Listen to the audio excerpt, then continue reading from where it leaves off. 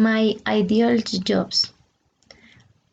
I would really like to have several jobs. My projects started several months ago, where I am building a foundation for women. But I would also like to work in the prosecution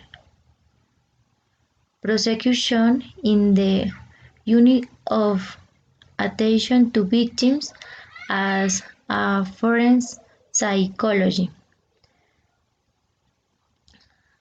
I would like to have a salary of 4 million if possible and achieve this passion. And if time was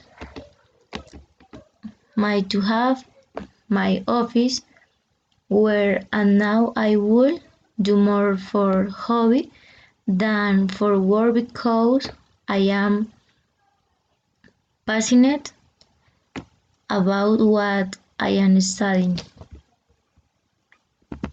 Thank you.